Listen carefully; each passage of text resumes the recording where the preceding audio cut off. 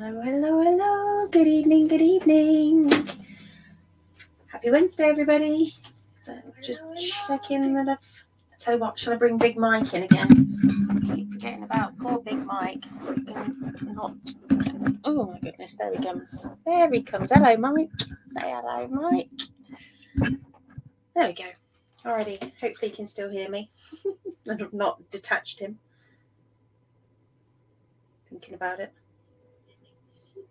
Not detached him. No, I haven't. You can hear me. Awesome.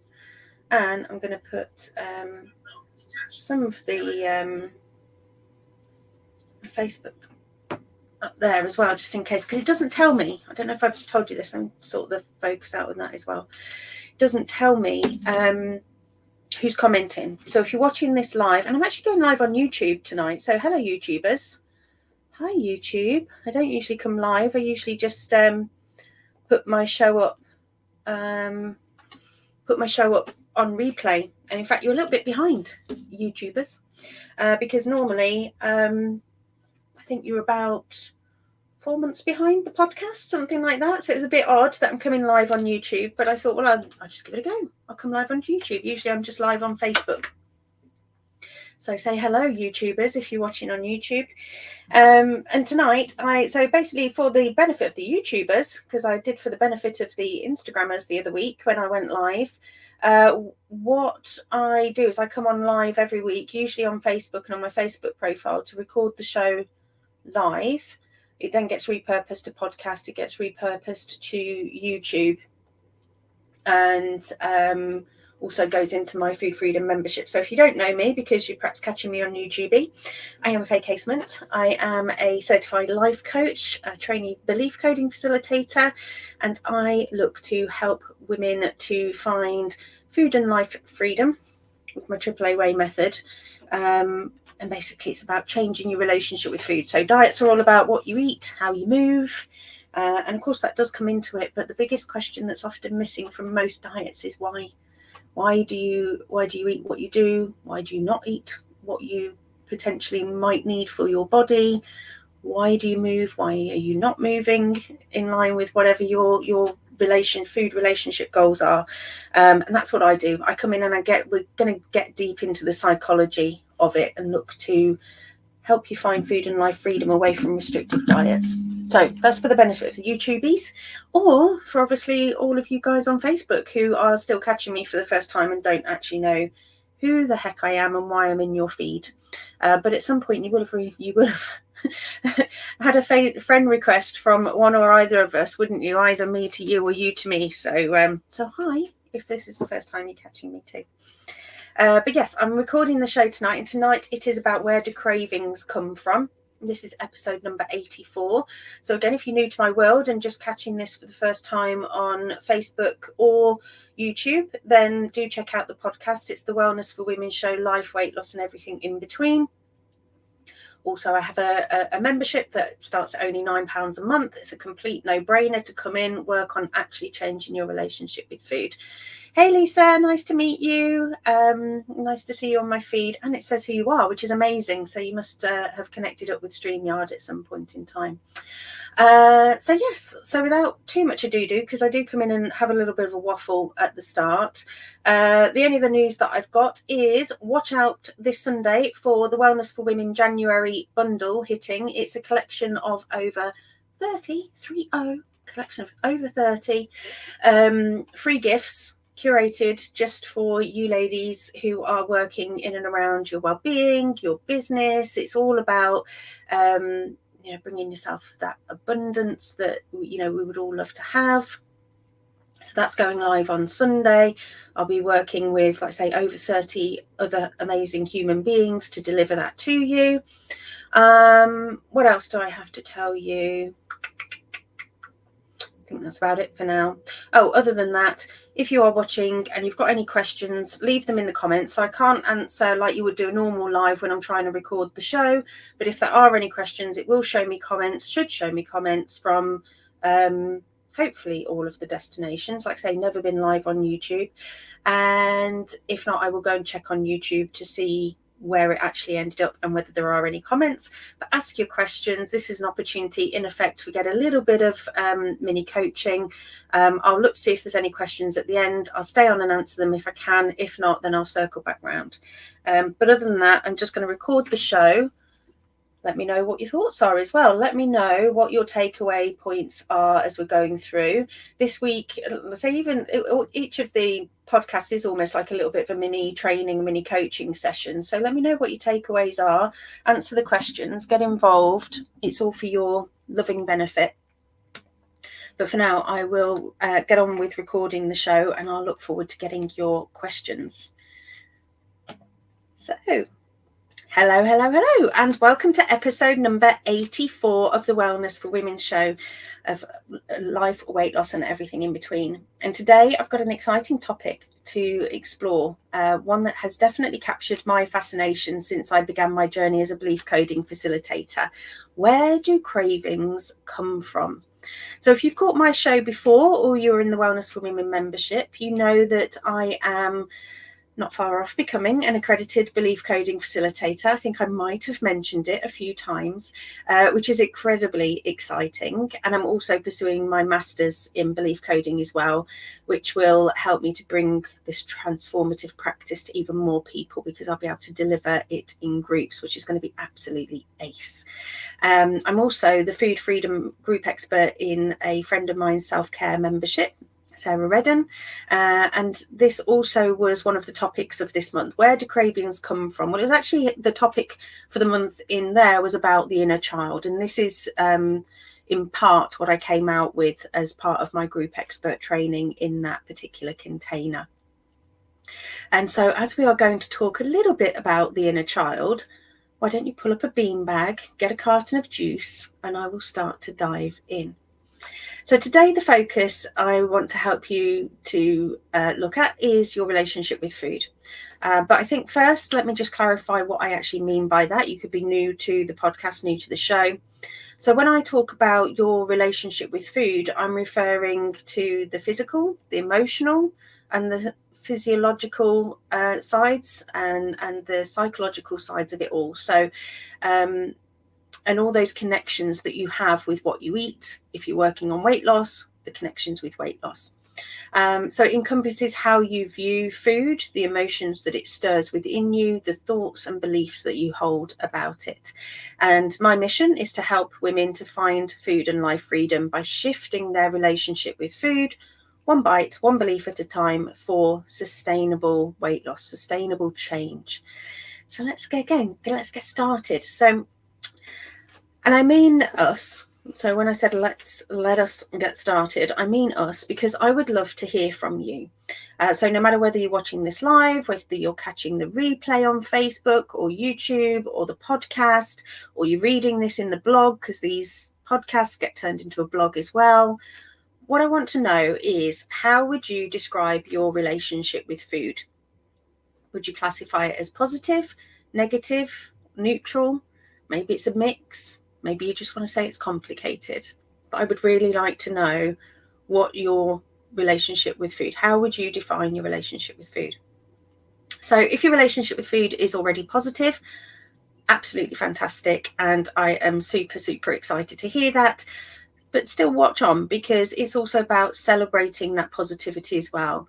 And I would say that probably most of us are a bit of a mix. But certainly if you've been somebody who's dieted over the years, our relationship with food and ourselves can be a little bit knocked. But like I say, there's always room to explore, right? And if your relationship with food is less than ideal, if it's a bit of a mix, if it's a bit complicated, then of course there's plenty of room for growth and healing, and we can obviously work through this together. So I say, listen on to the show. So by delving into the root causes of your beliefs around food and starting to work on healing them, you can transform your relationship with food. And it doesn't have to be some kind of drastic act like probably all the other diets that you've probably ever done in the past. You know, you can take it easy. It is about one bite, one belief at a time.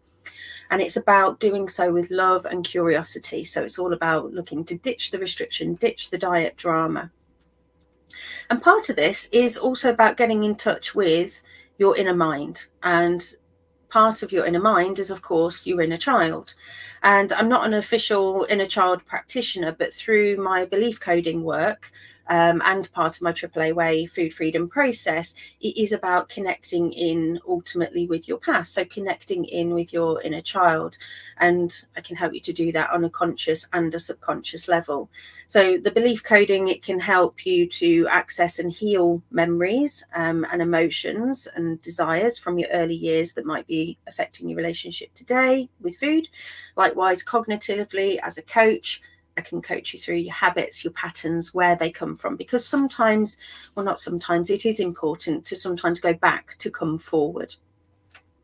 And our relationship with food often stems from the associations and attachments that we've developed during childhood. So again, as a belief code facilitator in training, I've witnessed how these deep-rooted beliefs can impact our relationship with food. But the good news is that we can untangle these patterns and mindset issues to heal that relationship with food, with weight loss, with your body, eating, whatever it is that you want to work on. So, I mean, I've done a lot of it with regards to literally every area of my life, so whatever it comes up for you, because ultimately whatever's going on in your life will also impact into your weight loss with your relationship with food and vice versa. So if you're having a bad day, you've got perhaps more chance of heading into an overeat for emotional reasons. So actually sometimes the solve is not in the food, which is where diets would have us thinking.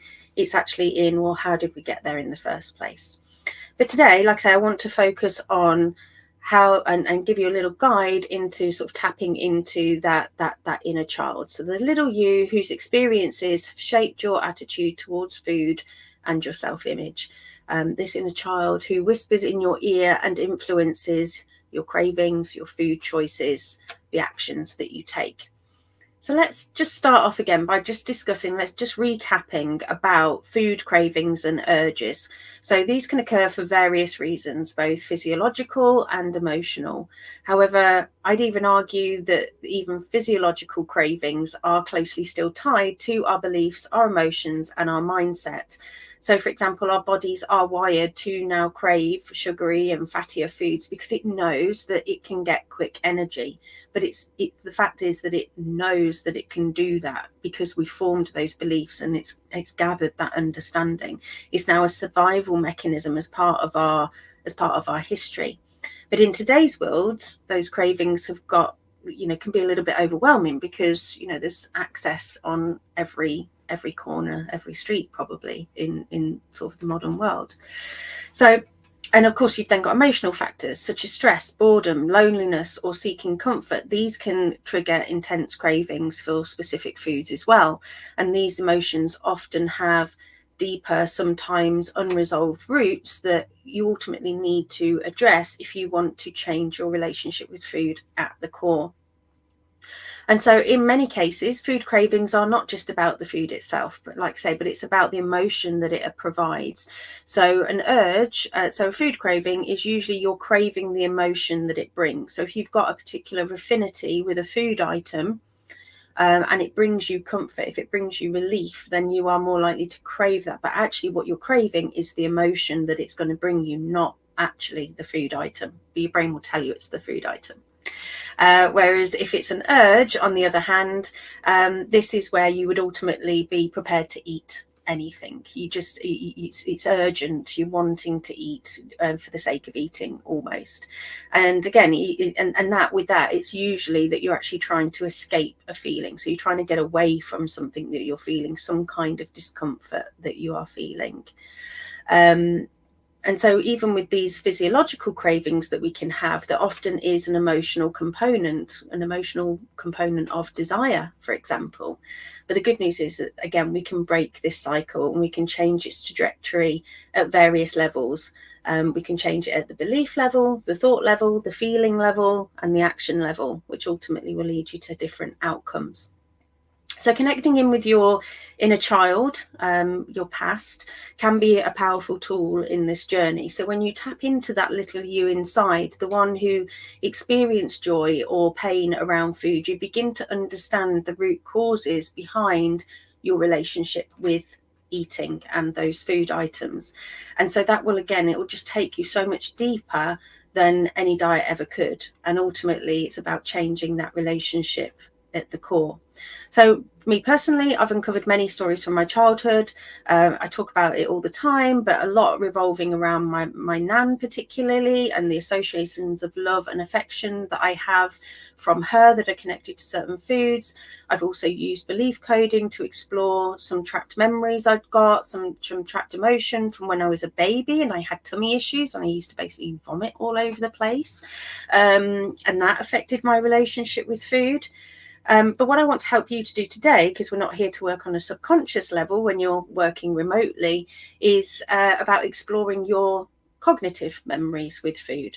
So maybe it's the joy of sharing ice cream with friends on sunny days, the excitement of birthday cake, or even the nostalgia of bad school dinners. But these memories could hold either a special place in your heart, or in some cases contribute to a discomfort. And either way, like I say, they are going to play a significant role in your adult eating habits and your emotional connections to food. For the members listening, I will be popping some journal prompts into the portal to help you explore this further. And you also have the rewriting your stories exercises in the mind injury section of the Food Freedom course. If you're not a member and you want access to the Food Freedom course and these show resources, then check out the description somewhere around the video or the podcast, wherever you're catching this, because there will be links. And of course, if you're ready to take this journey deeper, you can get yourself on my waiting list for belief coding programs. Or who knows, by the time you're watching this, if you're watching on podcast or YouTube, not live, I will have qualified and you can look to inquire. But like I say, it's all about just diving into where these could be coming from. So where are these food cravings, these food urges coming from? Are you actually trying to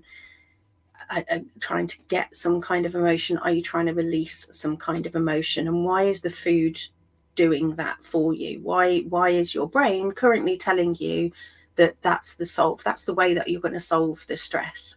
So for anybody who has, for example, an afternoon witching hour where, it's sort of 3 p.m, you start looking for the sugar and find yourself diving into snacks at that point.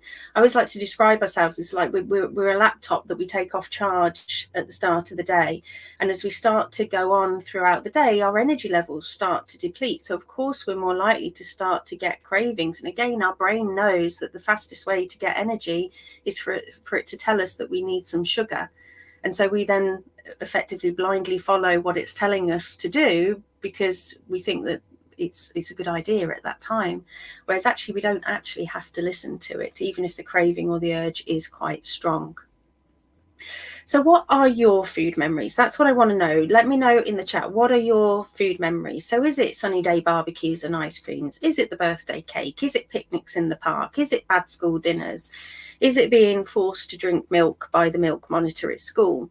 Like I said earlier, these could all be either really positive and therefore you've got a strong attachment to a food type, or that you could have a strong detachment from it.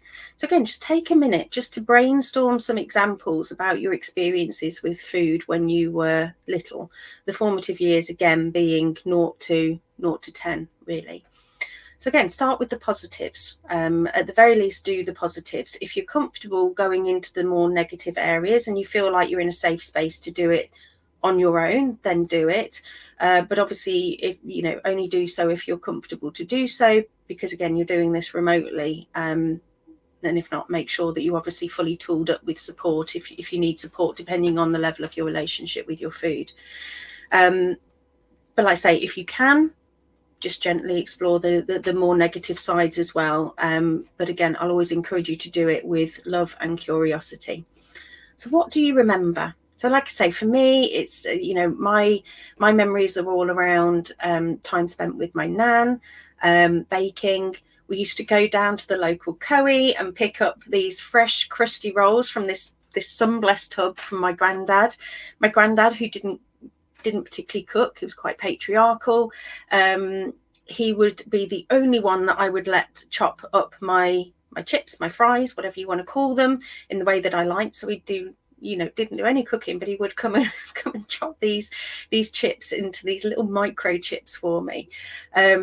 I used to sneak Monster Munch with my nan. My nan used to let me have Monster Munch, but my mum said that I couldn't have them because it was going to create mouth ulcers. And so now, again, when I go towards, like, if I see a packet of Monster Munch, I still get that same kind of excitement and exhilaration of when I was that little girl sneaking them when I shouldn't have them. I also remember going to old-fashioned sweet shops after school. I also remember my friend stealing money from her mum and buying loads of food and us eating it, binging on it effectively under the slide, like these naughty kids that we were. And so we've got all these memories, all these associations with food, and even now I can feel when I'm talking about them, the push and the pull that I have with those food items. So think about what is your favourite food, but also then think about why. Why is it a favourite food? So I say I've got an attachment with certain foods due to the association with the people. And so actually sometimes if I pass these food items, you might think that actually you're craving that food item, but actually you're perhaps craving the person or the moment that you had, that you effectively built that attachment with. So again, for me, I've got an attachment. So again, I don't know whether you're watching and catching this from the UK, but if you're in the UK, we have chocolate bars called penguins, we have crisps called hula hoops, and cream eggs, and so they're all associated with one grandma that I had, as well as cheese sandwiches, bizarrely. And then I've got another grandma that was the baking grandma, that is then Turkish delight, baking, like jelly sweets and walnut whips. So again, what are yours? Where do they come from?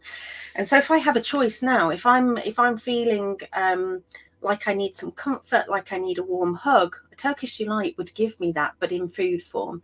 Whereas actually really what I probably want in that moment is an actual hug. I'm also of an age, so looking more on the sort of the not necessarily always so negative side, but of course it depends on what you want your relationship with food to look like. But I'm also of an age where ready meals and convenience food started to become available, and so they again have shaped what my go-to foods tend to be. I was kind of we were of an era where it was grabbing food because you could now, because all this convenience food arrived, and so it became quite a habit to just grab convenience food. And then have a think on the flip side. So what don't you like and why? So for me, the smell of jarred beetroot and whiskey are a hell no. I object to peas, not because of the taste, but because they won't go on my fork. So I consider them hard to eat. So I have a belief that peas are hard to eat. So therefore I don't eat peas.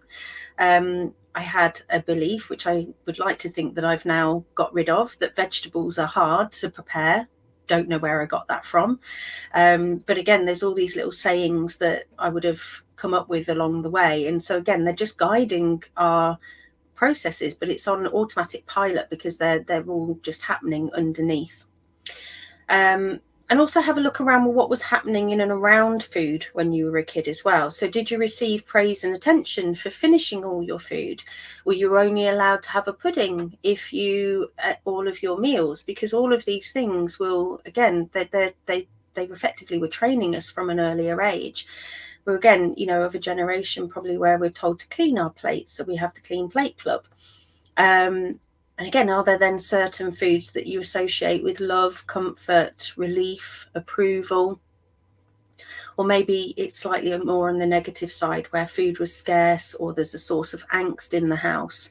So maybe you had to eat quickly because otherwise your sibling or parent was going to take it off your plate. Did you have to grab all the good treats, not that I call them treats nowadays, before again the rest of the family ate it? Maybe food was scarce when you were younger, and so therefore you've got some underlying beliefs there around the scarcity of food. All of these things could be playing out. But again, it's one of those things where you can start to uncover those, and your brain will have interpreted every experience that it's had, either positively, negatively, and neutral.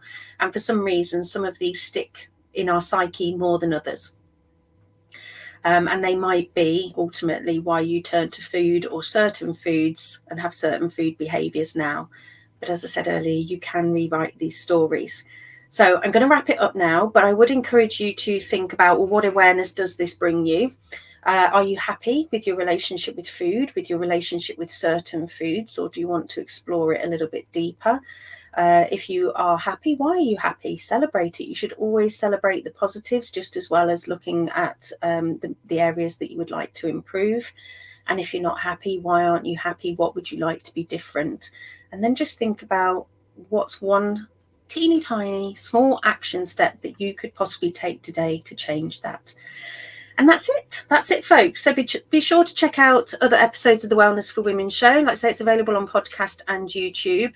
They're all there designed to help you on your way. I openly invite you once more to join the membership if you want to go a little bit deeper. And if you want to go really deep diving in, then obviously explore one-to-one work. And all you actually need to do is just drop me a message somewhere saying #freedom, and I'll look to reach out to you. But other than that, I'm going to say bye for now, and I will see you all next week. Bye for now. Awesome. So that's me recording the show. I've got a feeling I was blurry throughout that. I can see the comments. Hey, nice to see you. So yeah, so Shelley was catching up, Diane was catching up, Jessica was catching up, and Lisa. So yeah, a bit of a mix. Yeah, I think most people are going to have a mixed relationship with food, but again, for various different reasons. And it's all about trying to explore what your unique reasons are, because we are all individual human beings with our own unique life stories, past, present, and obviously future to come. Somebody, Facebook user, because it doesn't say, mine never about food is about the pain inside. I'm not sure what that quite means. And then thank you, really needed to hear this answer, a lot of answers for me. Yeah, it's surprising actually. You know, like I say, I've been on a gazillion diets. Not one of them told me any of this. No, not one of them told me about how our thoughts and feelings impacted into, we talk about cravings and urges obviously, but not knowing where they actually came from. And so the solve, like I say, is not in the food. The food gets demonized, you know, like bread is bad or chocolate's bad or whatever, and it's not. It's just food.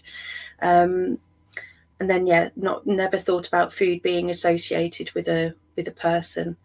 It is really interesting when you start to explore that.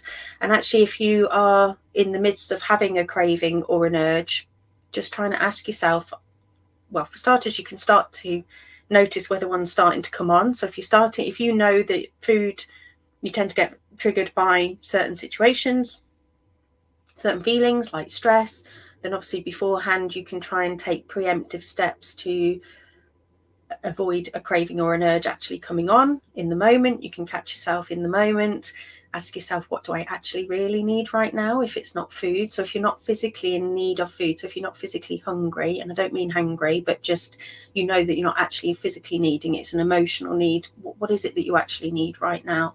And then after the fact you can explore it as well, you know. So you've always got 3 opportunities to change a situation, is what I think, before, during and after. So I would offer that all to you. Okay, well, I can't see any more questions. I'm going to go off to YouTube and see whether I actually went live and what then happens to it. Does it just stay there? I think it probably does. Yeah, other than that, I am genuinely going to love you and leave you. But if you do have any questions, you are more than welcome to reach out on DM. You're more than welcome to leave a question under the show. It should tag me, but obviously we all know how amazing the algorithm is, that sometimes we don't always get the notifications. So if ever you don't get a response from me and you're expecting one, give me a poke because I won't have seen it. I'm not being rude. But a DM probably is the easiest way to have a natter. Anyway, I am genuinely going to love you and leave you all. Have a jolly nice rest of your Wednesday, and I will see you all next week. And for those who didn't catch the start before I was recording the show, watch out for the Wellness for Women bundle dropping on Sunday. Over 30 amazing free gifts all ready for you to have access to. and it's going to be awesome. I love working with other people. It's really, really good. And there is some amazing gifts in there. So be sure to look around my socials somewhere on Sunday. It's the offer is going to be open for a good 7 days. So just make sure you're checking out my profile next week. I am genuinely going now. Have a good evening. Bye.